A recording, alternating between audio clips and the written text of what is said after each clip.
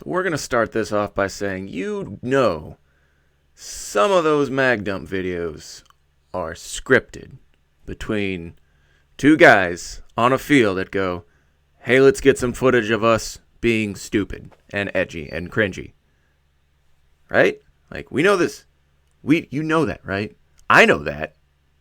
Because I know what reactions are supposed to look like. If I full auto a kid who's not suspecting it and who doesn't want it, they're going to act distinctly. How's that? There's going to be a very distinct reaction. They're not just going to be like, oh, you got me. A whole mid-cap into my butt cheek. Jeepers. No. They're going to start flaring. They're going to freak out. Because it doesn't feel great. So there's that. Anyway, why do they happen? Why? Am I advocating? Am I offering? Am I saying it's okay? No. Am I openly saying that there's always two sides to each story and usually you just see the side that's more entertaining? Yes. Let's also caveat with this, that the reason mag dumps and full auto videos and cheater videos and all this stuff is so popular is you. You click on it. You click on it. Anyone that goes, I would like to see this video that says kid gets full auto mag dumped. Click, you're the problem. You're the problem. You're the reason it's popular. Because if it wasn't popular, no one would do it. That's how that works. How many videos do you see of player calls every hit? I don't see those going viral. Player gives new player new gun. I don't see those going. I don't see that trending on Instagram. What do I see? Kid gets full auto dumped, whatever that title is. 6-figure views. What? That's insane. Because it's catchy. So first of all, before you want to start complaining about, oh, this is wrong, blah, blah, blah, start thinking about who is contributing to its popularity. Anyway, let's go further. For the most, let's use numbers. If there are 100 videos of mag dumps and full autoing and blah, blah, blah, blah, blah, right? Maybe 10, 20 are authentic. Meaning, they're kids, it's kids doing that or players doing that to an unsuspecting player. The rest of them is just kids being cheeky. Really, only 10 to 20% is what I would call real. By real, I mean it's hey look that kid I've been having a problem with all day. That's what I mean. Why do they usually happen? Let's look at that 10 to 20%.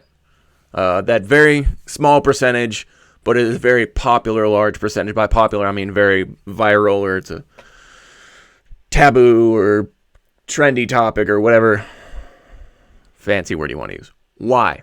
Usually it's retaliation. Usually. Whether or not you agree with the act of retaliation is irrelevant. I'm telling you from experience, as someone that knows how to analyze and break these down, and as someone that actually hits people up like, hey, why did this happen? Like, let's go deeper. And then they tell me, oh, I was having problems with this kid all day. Okay. Why do refs get dumped? Because usually, generally speaking, this is going to be a generic terms, generic statements, because I can't speak for every incident. Generally speaking, for the most part, a preponderance, if you will. Usually it's refs that are perceived as toxic. Or I've seen videos, people have sent me videos where refs were swearing at kids or being generally unprofessional. And that's how players responded. Because the players, young players, let's say high school, middle age, high school age, young players don't feel like if they take their complaints to the field manager, they don't feel like that manager is either going to listen or take any what they would consider being appropriate action. Meaning, if I'm a referee and I'm using profanity at children and just generally being a terrible person, a group of teenagers would look at that scenario and go, dude, no one's going to, like, this guy needs to be fired. We've been playing for years. This is a horrible person.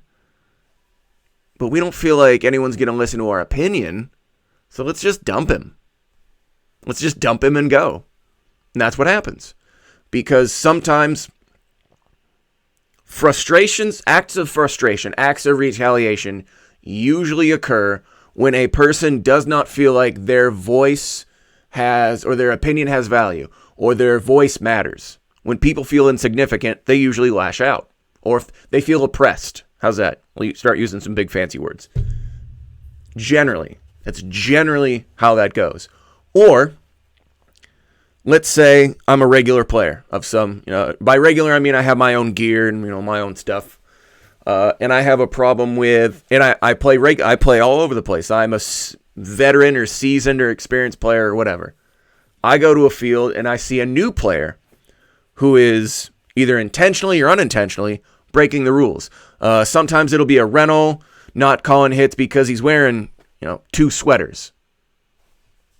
Okay, and a jacket over it. Okay, I've seen those videos.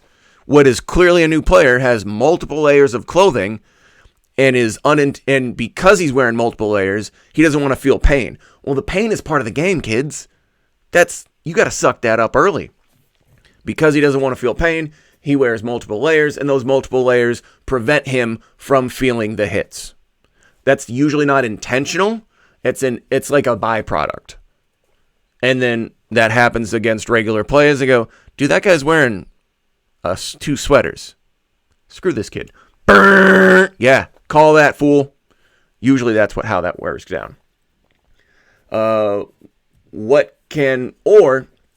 it's done as a general response or as a general almost protest against either the staff or the field or something something relating to the field. If it's not against a player, then it's usually against the field. Meaning, if I have a problem with that field for whatever, or I have a problem with a ref or something, I'll take it out on the players, on the newer players. I will take my frustrations out on others because I don't feel like me voicing my opinion is going to matter. I'm telling you from experience, from me having dialogue with players, that is why. Am I saying that's okay? No. You're never going to get me to seriously, sincerely say that doing that is okay. Breaking the rules is breaking the rules. It's not a good way to live your life. Am I going to joke about it all the time? Of course. I'm a comedian. This is what I do, kids. I'm a troll. I'm a troll. Of course I'm going to make jokes about that. Insincerity? No, that's not an okay way to act. That's not an okay thing to do. Do I, as a head ref, as an assistant manager of a field, have an obligation to learn about this thing that exists in the community, even though it doesn't really happen at my field? Do I feel like I have an obligation to go out and completely educate myself in this? Yes. Do I feel like I have an obligation to use root cause analysis and conflict management to figure out why problems happen? Yes. I feel like refs have that obligation. I think I'll probably do a video after this on what I feel like fields and refs have responsibilities and obligations for their players. But is it okay? No, it's not. Is it going to happen? Yes, it is. Can you, understanding why it happens, help to prevent it in the future? Maybe. Maybe. I'll give you a strong maybe. If we understand why things happen, generally we can use that understanding to try and prevent it from happening in the future. That's sort of how life works, kids. So that's it. Just call your hits. Stop wearing a sweater because you're a chicken. Okay.